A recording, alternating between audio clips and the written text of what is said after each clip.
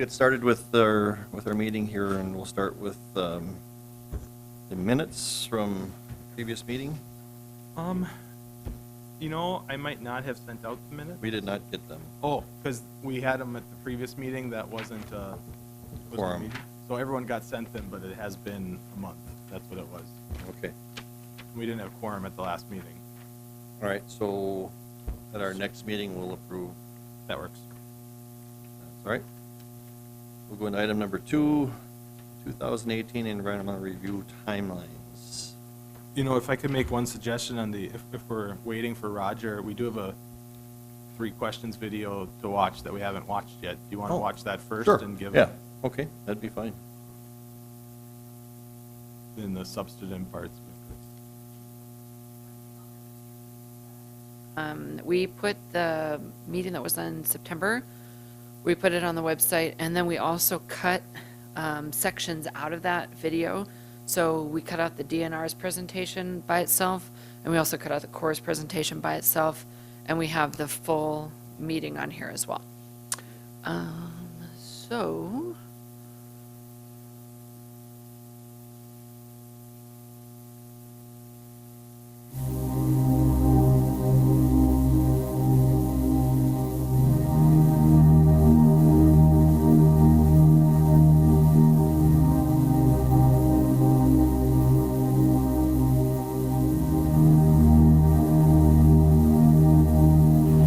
Well, I've lived in West Fargo for 41 years, and during that time, we've fought floods.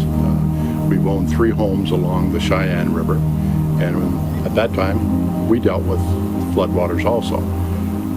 As a businessman, we had an office in Grand Forks, witnessed what happened in that community economically, socially, emotionally to all of those people when Grand Forks flooded. We also had 30-plus employees in Minot when they lost their fight with the flood.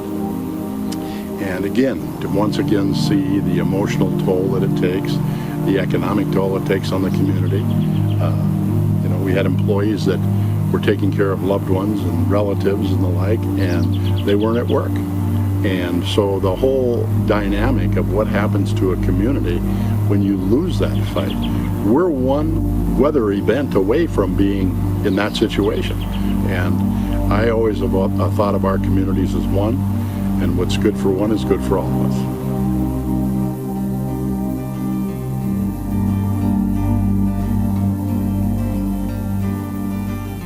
We're looking to protect about $30 billion worth of investment.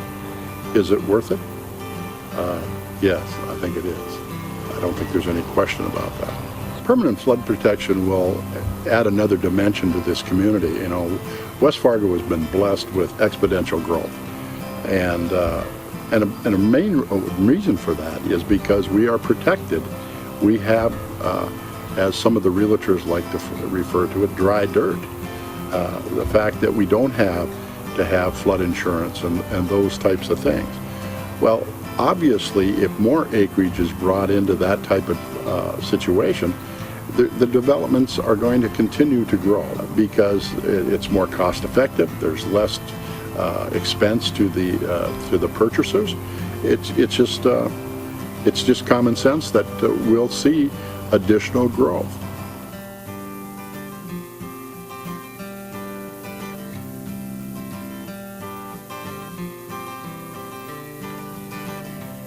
The task force meetings were interesting. There was a very diverse opinions on the diversion, which is good. I think that the most successful part of that meeting is Governor Burgum and Governor Dayton sitting down side by side and basically telling the public, telling the taxpayers from both states that this is something that we have to take a look at. As Governor Dayton, I think, was quoted, failure is not an option. At the conclusion of that meeting, I think that they were all thinking this has real possibilities. We might see the light at the end of the tunnel, that we might get this done.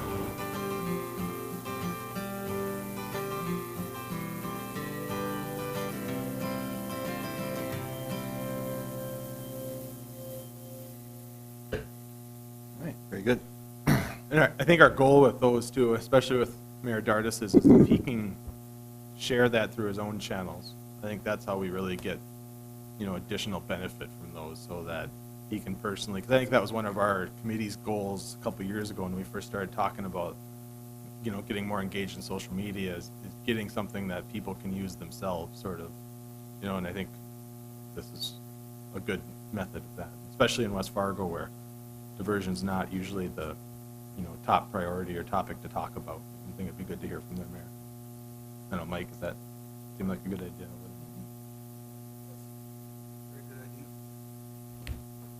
Okay. It's not going to work with Roger today. Okay, very good. Right, we'll just continue on and item number 2, the 2018 environmental review timeline. There's no handout at this one or anything. I just thought it'd be good to update you. I think you'll see later too in our analytics is that it's kind of been a slow month since the hearing. I think everybody's maybe a little sensitive too about, what do we do during this time? You can't look, too eager or too confident or any of those things, but I think we are pretty hopeful as we went through the hearing process and the public comment period. We've been still working closely with the DNR. Eric and Jason are both on weekly phone calls with the DNR, just kind of provide them information as they need it to go through their process. I don't know, Jason, if you have any comments, how you think that's going? Yeah, I think overall it's been positive. They've been requesting us to help support in responding to some of the various comments that they've received, especially ones that have more technical nature, and we haven't seen anything that has been a real hard question to answer.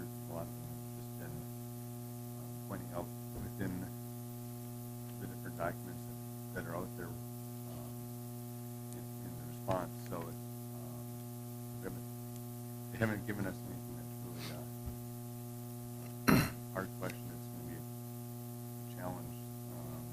Now it's really on the timeline. Was there a, sorry, Kate, was there a timeline as to when they had to respond to the comments? I don't believe so.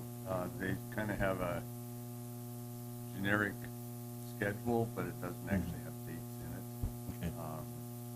So, and I think they do that purposely for just not knowing what the quantity of comments that they're going to get and the quality of the comments.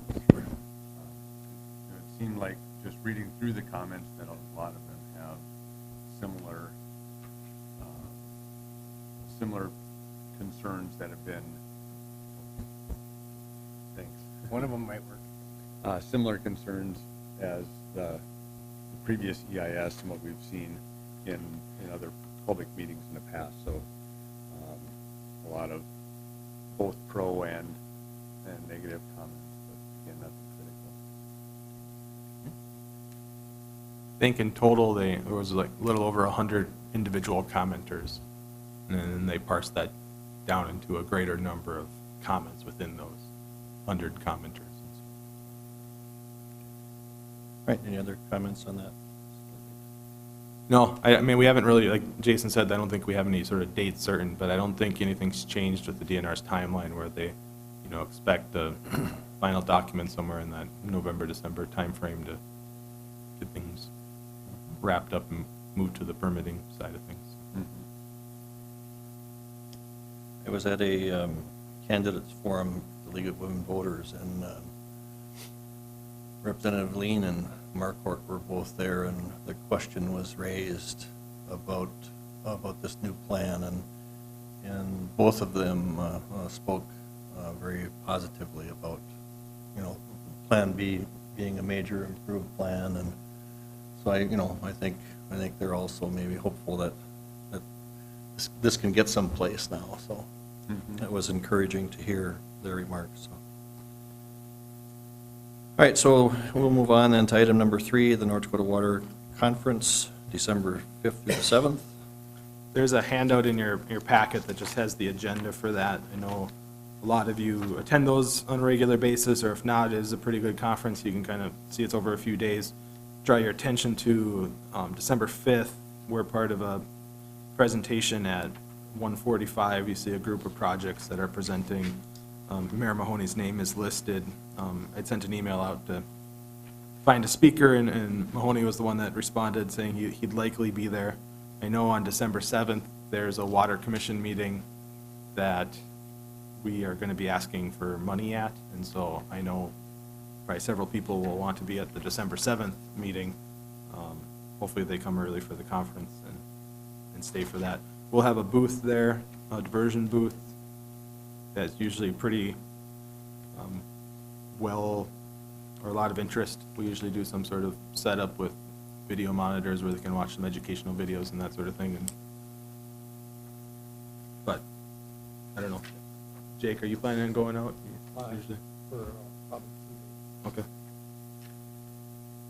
No, Jason, you said you couldn't be there, but if somebody really wants to give the presentation on the 5th, Mayor Mahoney would probably cede that authority to somebody else if they're interested, but. All right, very good, thank you. We'll move into item number 4, the lands outreach planning. Eric, I think maybe you want to talk about this a little bit. Well, this may be a bit of a group effort here, but as we talked some at last month's Land Management Committee meeting, that at some point, we anticipate getting the go-ahead to do property acquisition or resume those efforts. And there's some debate about what is the trigger that starts, what's the triggering event that gives the green light, and then what do we plan to do in terms of reaching out to all the impacted property owners. So we've been giving some more thought to that. We were maybe ideally would have had something for the committee to take a peek at here today, but that's not quite ready, and so appreciate any feedback that you have. But I guess the one thing we wanted to keep in mind is, the permit for, if we're able to successfully get a permit from the DNR, that's going to be a really important step for the project, of course. And that, I think, is a good triggering event for getting out and reaching out to all the impacted property owners in a sort of a active type step. But we also know that there's likely going to be some additional steps beyond the permit that need to take place before we have abundant certainty, especially for like the fringe areas of the staging area. And so one of those steps is the FEMA's approval of the hydraulic model, which happens in what they call a CLOMR, a conditional letter of map revision. In the best case scenario, we would get a permit here this fall, December, whatever time frame that is. FEMA will likely take a couple months after that before they're fully done with reviewing the hydraulic model. And so that needs to be taken into account in how we reach out to property owners. I think all of the impacted property owners deserve and are probably asking for some updates as soon as we get a permit decision. But that update for some of the upstream property owners might be, we've received a permit, we have to do this step with FEMA to know with more certainty about how your property in particular is impacted, and we'll be back in touch with you. And so we've started putting some meat on a skeleton for framing out those details, and that's something we're going to keep working on. So I guess if there's thoughts, feedback, comments, we'll certainly incorporate that as we develop that. But I don't, Rocky, anything else that you wanted to add?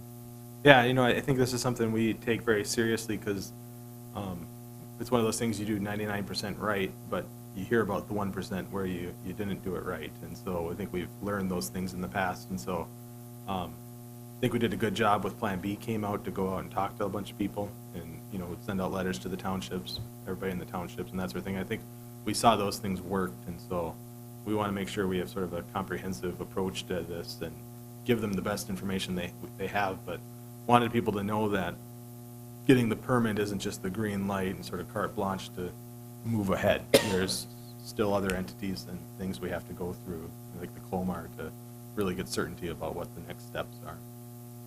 And Plan B has increased the requirement for farmstead relocation by quite a bit, probably 20%. just because that area's got farms right next to that road, which didn't need to be relocated before. Now we got quite a few more to relocate. And of course, they're going to be under a lot of water. We've moved the dam to the north. You know, one of the comments we got at the public hearing from one of the members, which we maybe had to take some odds with it, but he said he's never been contacted by anyone. I think the colonel took objection to that right away. You know, he said, well, I'll meet with you anytime, anywhere, type thing. And so the colonels reached out and said, you know, who are some people that we haven't talked to? And well, we maybe made contact with everybody. I think in a lot of property owners' minds, if they haven't met with, you know, the colonel or an elected official or something, if they just heard from, you know, Eric or Joe or something, maybe that doesn't count in their head of really hearing from somebody that's meaningful. Not that they're not meaningful, but, so the colonel's given some names, but it makes me think with Jake's point is there's a lot of area in that new sort of Camel's Hump area that we haven't really met with on a one-on-one basis. So with most of the staging area, they've had opportunities in the past in some configuration of the staging area where they've had opportunities to meet. But that new area hasn't really had that opportunity, so I think that'll be important to get out to them right away and let them know. I think they've probably touched base at this point, but they haven't had a real sit-down type to understand the process. In our last land management meeting, there was quite a bit of discussion about the need to inform people about the process. And, you know, I don't think we can't do that soon enough, in my opinion, that needs to be done. And, you know, whether, certainly because the details aren't complete yet in terms of the exact alignment and the exact, you know, maybe feet are going to be on a given piece of property, you know, that has the ultimate decision on whether they can stay or go, and that's all under federal rule. But it seems to me that we should be able to explain to somebody what the process is. I mean, it's, you know, so if you're bought out, these are the procedures.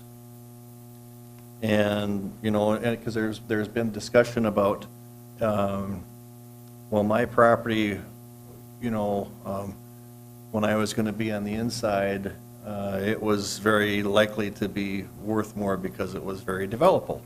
And now you've taken that away from me. So how do we deal, you know, what's the process for that? How do you go through, do we tell them that there's an appraisal process so that at least they have some sort of an idea? And I don't see where we've done a good job with that yet. I guess I feel like we have our arms around the process pretty well, and at the DNR's public meeting, a number of people came and asked those types of questions, and we were able to explain the process to them, and I think they really, you know, understood things better, and so I think we've made a lot of headway in that regard. And one of the other things we've been working on is kind of a whiteboard video, cartoon kind of whiteboard video that steps through the process, and so we have some, you know, good documents in place that summarize the process. We have some documents that are a bit more thorough describing the process, and then this whiteboard video is another attempt to help in that. So I guess I think the people that we've talked to, we've made a pretty good impact in you know, explaining the process. Now there's a whole bunch of people that haven't had that one-on-one conversation, and I guess that's where, again, in my mind, I think this is more about what's the timing of those things. I think if we go out to meet with people today, most of the people might be curious about the process, but they're also going to, many of them will likely say, you don't even have a permittable project yet, why are you talking to me? Well, So that's the dynamic. Okay, so for those, Eric, then you might as well wait, but how many people might be fighting the project because they're uncertain of the process? And that's the point I'm trying to raise here, is that, you know, if they know they're going to be treated fairly, you know, and that was something that, you know, Representative Marquardt told me last week when I talked with him individually from the state of Minnesota. And he said that that's going to be crucial, how, that they're all treated fairly in terms of proper compensation. And, you know, so the sooner that we can make those types of assurances through the process system, you know, we might see some of that opposition lessen. You know, that's kind of what I'm trying to get at here, so. Yep. Yeah, I think that's a good point. You know, I think of the article in the paper, and I know I was quoted in, but with Marty Johnson's property, you know, kind of west of Horace or just outside of Horace, where he talked about, you know, a decade ago or whatever it was, the first time he heard that his property needed to be gone is he saw the map in the paper. You know, and that, Yeah, I heard that. I remember the reporter was like, well, is that true? And I, you know, I don't know for sure, obviously, but that probably is true for a lot of people, and it's one of those things is you can't really talk to somebody until you know, we're not going to see this final report from the DNR until it comes out either. And so chances are there's going to be somebody that looks at that finds out they're impacted because of that document, and we don't know, like those fringe properties, when FEMA finalizes the model, it's like sometimes you don't know until you all know at the same time. And so when we send out these letters, I think the point of this agenda item is maybe for the November meeting, you know, we'd like to be ready ahead of time so we know as soon as we get a permit, what's our, you know, day 1 actions, what's our day 5 action, what's our day 10 action. So we know what to go forward, where we're not caught flat-footed, where somebody's seeing something in the paper and then, you know, not hearing from anybody, and then it gets more anxious and, you know, anger and everything else that goes along with that. And so that's really why this is on here, because we want to avoid that situation as much as possible, but understand that there's going to be those situations. You know, don't get me wrong here. You know, I think we're hung up because there's so many different scenarios. Yeah. I think is part of the problem that we have to face, right? We have to face that because every piece of property can have a different scenario. It might have a different scenario, but the process that follows should be similar. Yeah. And that's what I'm getting at. Cass County Joint Board has been discussing that at every single meeting, twice a month now for the last 2-3 months. Okay. Well, I guess the last thing I would just say here is we've already acquired 200-some parcels of land, and we've got a good process. We've got a process that works. We've made improvements to that process with some of the recent feedback and input. And so one of the, you know, I mean, there's obviously details that still need to be vetted out, but with the process, as you've pointed out, needs to be defined, and it's a good process. It's vetted through, you know, federal systems that have worked on hundreds of other projects. So we have a good process. I'm confident it works. I agree. I just want more people to know about that process. You know, one of the challenging things we have with this plan, I think we had with the plan, when Plan B came out as well, is, you know, where do you draw the line on who you contact? And that's always been a challenging thing, especially with, you know, telling people upstream that maybe we're not ready to go and acquire them right yet till, you know, a couple months later when FEMA gets through their process as well. But who do you even send that letter to, and we don't know where that line's going to be? So That's the done. you're ultimately either going to, you know, miss somebody, or, you know, get somebody who maybe you'll think they're impacted and now they end up not being. And so what we did last time is we contacted everybody in those townships.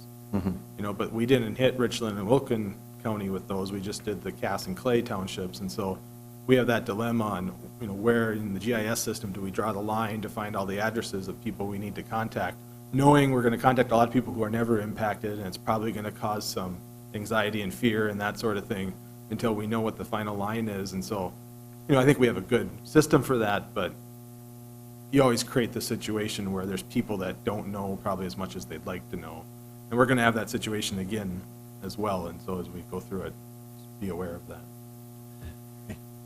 Good. It was really interesting when we went out to the jurisdictions, because we thought we sort of picked all the jurisdictions we should that are in the area, and then you start hearing from, you know, the Mapletons or the Argusvilles that think, you know, maybe some people there think they're impacted one way or another, and they say, well, how come we didn't get talked to? And it's like, in our heads, it's like, well, it's because you're not benefited or impacted. You know, you're not in this little box, right? But they're just outside the box, and then it's always Grand Forks is next, or whoever else wants to talk about it. Thank you. Well, we'll, The only thing I might add here is there are some good resources on the project website, and so if you guys are getting questions, certainly feel free to pass them on to, my office. At the time when the draft report came out, we had a big uptick in calls and questions. That's dropped down some, although we still get a few. I talked to a gentleman this morning, for example, but there are some good references on the website, and so know that those references exist. We're certainly happy to talk to you. thank you, Eric. All right, we'll move on then to item number 6, the North Dakota legislative briefings. We had a briefing 2 weeks ago, or about 2 weeks ago at the Cass County Courthouse, and Commissioner Steen was on the news about it, and we had, I don't know, a dozen or 15 legislators there. I guess I didn't actually do a head count. Either legislators or those running for office, and gave a good briefing. I included this map in there. They all got versions of this that was broken down by their district. It's sort of interesting to, they see things, the maps a little differently than we do, or maybe we're looking at it as a whole city or a whole county. They want to know what their people are impacted by. So we gave them their all individual maps that showed what percentage of each of their districts was in the floodplain. We didn't focus on structures or anything, so it was only a certain level of analysis, but it's interesting how almost every district has got a pretty severe impact. I think maybe District 16 and 13 are probably the only two in the area that maybe you get out of the way a little bit of it, but everybody else is pretty impacted. And so we saw a lot of attendance from the South Fargo region. We're all very supportive. Senator Lewick was there, as same with Representative Schreiber-Beck from District 25, which is Oxbow and then Richland County. And so they were there and asked a bunch of good questions, and I really appreciated them attending and asking the questions in front of everybody else. That's probably tough to do when you're in probably a not supportive room to their position, but I like being able to answer those questions in front of everybody else too, so that everybody knows we're not shying away from anything. But I don't know, Rick, if you had any. Sure, I think everything you said, Rocky, was good attendance or some good questions. I think a lot of us just listen and learn, especially for some of the newer people, candidates new to the office. Good presentations by the people who took the stand, Jason and Robert and Mary and whoever else, and just really good information sharing. And I wish we'd had more people there, but the tables were full, so I guess we were maxed out with what we had planned for. And then I know Fargo and Cass County both generally do a post-election briefing on, more specific on some issues, and so this will probably be part of that as well. And it's sort of a somewhat different purpose. I think we want to know what candidates are hearing at the door. That helps inform our processes as well, but let them know where the resources are if they need to reach out. And a bunch of the legislators that aren't there have reached out separately as well, and so it's been nice too. But we'll all be happy in 2 weeks, I think. Right, Kevin? Yes. Okay, we'll move to the federal legislative update. Yeah, really good news. Rita, Good timing for this meeting, because I think yesterday, I think at 3 o'clock, I assume he did, but yesterday at 3 o'clock, the president was supposed to sign the word of bill that passed House and Congress. But what that did for us, is you remember, the word of bill is usually the authorization bill, but this time we had language that we worked with both Hovind and Heitkamp and Kramer's office on to modify a rule that FEMA has where you can't build flood protection on deed-restricted lots that have been used with HMGP money. And the county used a lot of FEMA dollars previously for buyouts. And you can just see on here, this map was made for the senator's office so they could understand the issue better too. Everywhere in yellow there was an area where the county used, those dollars, and we were restricted from building flood protection on them. There's some reason for that, even though it sounds a little counterintuitive. This WRDA allows us to utilize those lots. They're already owned, publicly owned, and so we can utilize them for the control structure, which you can see in red there, or the embankment and control structure, and the red goes right over a lot of those properties. So it was basically we needed a congressional action to implement the project, and so it was a big deal to get that done. So I want everybody to understand. So if you hear the news that it passed, you understand what that did for us. That was one hurdle that was Yeah, good hurdle. We tried sort of administratively to solve it, and it really, we tried pretty hard, but it didn't work. FEMA kind of held their ground on it, so it took a legislative fix, and sometimes you go to the legislature to change things. Okay. At the special meeting, there was some talk about WIFI and extra funding dollars for the Corps. You want to do that under the Corps' item, or? Yeah, I was just gonna talk about Spellman's visit, and I think General Spellman, if you weren't here, he's in head of Civil Works for the Corps, and I think that's a really big deal all the time, but it's a really big deal right now. Congress passed a budget under a normal schedule this year, which means they're in the middle of their work plan designations for funding, and, you know, the Corps puts in a request for funding and significant dollars. You know, we got 35 million last year. They're asking for more than that this year. And so they have till November 17th to decide how much the St. Paul district gets for this project. So we should hear, you know, soon, right, in the next couple of weeks on what that amount is. So it's good timing for him to be here and for Senator Hoven to attend and sort of, you know, use the pressure that he has to put on him to try to get additional funding for the project. I thought that was the most crucial bit of his timing, the middle of that process. After the formal discussions, we went on a tour with Nathan, Bob Zimmerman, and myself, and the team from the Corps, and just kind of did a quick loop around to some of the main project features, and then dropped them off at the airport. But that was very worthwhile event too, just him being able to see what Fargo's doing along the river, and for Bob to talk about what Moorhead's doing, but then getting out for him to be able to see where the wild rice control structure is going to be, what's happening at the inlet control structure, and be able to dive into where we're at for the ability to move forward with some of these project components once the permit's authorized, regarding contracting and construction for the work plan to use federal money that will go out and leverage for us. You know, I think I heard the term dog and pony show get thrown out around a couple times, and I think everyone does those sort of, you know, jokingly, but for an outreach and legislative stuff, those dog and pony shows are sometimes really important, especially for, you know, I know it takes a lot of work to kind of come to a special board meeting where you're not really acting on anything, you know, so your capacity as a board member sort of just to show up. But it's really appreciated when people show up, because it just shows to him where he's going to go back and talk to General Semonite about what projects to commit, you know, dozens of hundreds of millions of dollars to.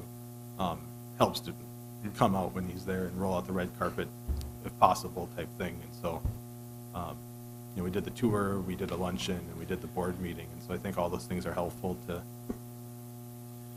Something that I would like to suggest for sometime, because we have back-to-back meetings between the outreach and the land management, I think a tour by both those groups, again, out there now would be good, where we could, you know, take a day where we're supposed to meet. Yeah. And actually go out there and see all these areas that we talk about, you know, at the table here, but to, Yeah. you know, get the visuals. I think that would be worthwhile for all of us to. You know, Nathan and Bob were probably just saying they'd love to do another tour. Yeah, and I'm sure he's just grinding his teeth at me right now.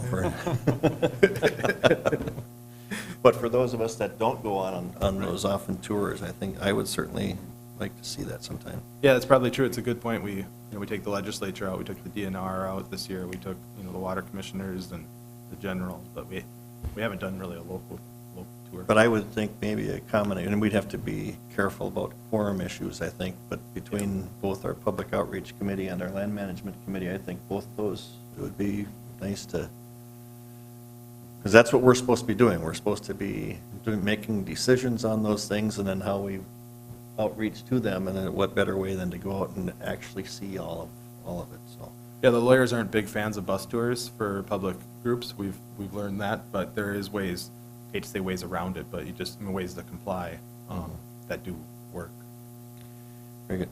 One last thing on that on the general's visit there also, Senator Hoven talked a little bit about WIFIA, and I think, Rick, that's got to be interesting news for you guys in the finance area, because it sounds like there's some positive. The WIFIA, the way I understand it, Rocky, you probably have a much better handle than I do, but the WIFIA may not be necessarily an upfront type financing mechanism, but down the road, when we have time to work through it, some part of the more permanent financing is the way I understand it. Yeah, I think the timetable with it, it won't be helpful for us to get to financial close with the P3 contractors. Oh, okay. But, you know, a lot of our financial plan is sort of future actions, and so they're not set in stone necessarily with the financial close. We just need to show a probable path forward that works for those P3 proposers. And so if WIFIA becomes another tool, another lever to pull somewhere down the line, and it's better than what our plan is, it'd be really good for us. So yes, it would be a really good thing. It's maybe not a perfect thing for the initial problem we're dealing with, but it's a good When we long- talk about borrowing from the state of North Dakota, you know, that's what Senator Hoven was talking about, that this was a potential way to borrow at a lesser rate. That Yep. ultimately helps out the financing plan. Absolutely. All right. Yep. Okay, so we can then move on. Anything else on the visit? Anybody else? Okay. FMDiversion.com update in new media analytics. Yeah, so we have these analytics on here. One thing I wanted to update, I don't know if Tammy had something to add on the analytics. It was a pretty slow month compared to August when the reports came out. And we've sort of purposely maybe been a little bit less because we're trying to just get through the comment period here. I imagine maybe next month or November anyways will be more significant as the final document comes out again and there's additional media around that, especially with the election. There's probably going to be a host of changes and things. And so expect that to see uptick. One new thing on here I wanted to point out that's not on here yet, but we changed systems for our media tracking. And it does a little bit more than media tracking as well. You know, the email you get from Heather with all the media basically changed softwares to get a more modern look, but it's also a wider search. So it searches a lot through social media and that sort of thing and pulls it out and helps Which- generate new reports and data. We do that already for the project to make sure if somebody's talking about it on Twitter, we know about it. But the new software is going to make it so it's automated. So that if something's blown up on social media, we'll know about it right away instead of doing our manual searches. Yeah, manual searches. So it's a lot more thorough and it's a lot faster and it's less manpower, which is really great. So, and we'll be able to see, the other Or thing about womanpower. that software is we'll be able to bring you a report that says over time, like over, for example, the last 2 years, reporting about the project has been at this level and this much is positive, this much is negative, and I'll show you trends on reporting. And so that's really helpful too. Do you have anything else? Just that when it's slow like this, what we're doing is we're basically retweeting and posting meeting videos so that people know that they're happening. We don't necessarily get a chance to do that otherwise, I guess, when there's really stuff cracking. So this is kind of a nice way to drive people to our YouTube channel where we post like the State Water Commission meetings and stuff. Maybe to tie in some earlier topics, maybe we should take what Eric and Kevin were talking about some of the resources on the website about land acquisition and just share what we already have on the website, just kind of help more people get out to more people. All right. I do have one bit of other business too. Okay, all right, let's go there. The co-executive directors and the chair talked about changing the November board meeting from the 15th to the 29th. And so we are proposing to change the committee structure as well to the 28th instead of the 14th, just to have the same sort of committee to board. And that's the week after Thanksgiving. Thanksgiving is a little bit earlier this year than normal. So that is the intent for the authority to meet on the 29th? Yeah, I think that'll be the update at the board tomorrow. Okay. I think, with sort of, we're obviously in some unknown timelines as far as the DNR and cost estimate and everything else. And so that would give some additional time where maybe if news came out, we wouldn't necessarily have to have a special one or that sort of thing. So the intent then is to have the outreach land management on the 28th then? Yeah, we need to work on room locations. We haven't done that step yet, just to be aware, so we'll let you know if for some reason we can't get in here.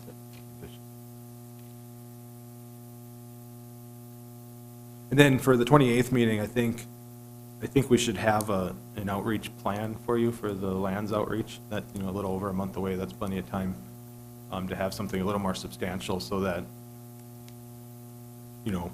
nobody knows when or if a permit's coming, obviously, but I don't think anybody would expect it before November 28th, but, not too far after that, we'd probably like to hear, and so it'd be good to know what our plan is and have you guys look at it, concur with it, or whatever the steps needed. Okay, very good. Everybody's got that in your calendars? Anything else that we have to discuss today?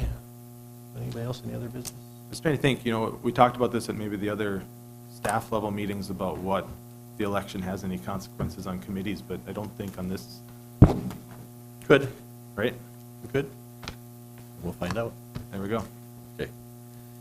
All right, I think then we'll be adjourned.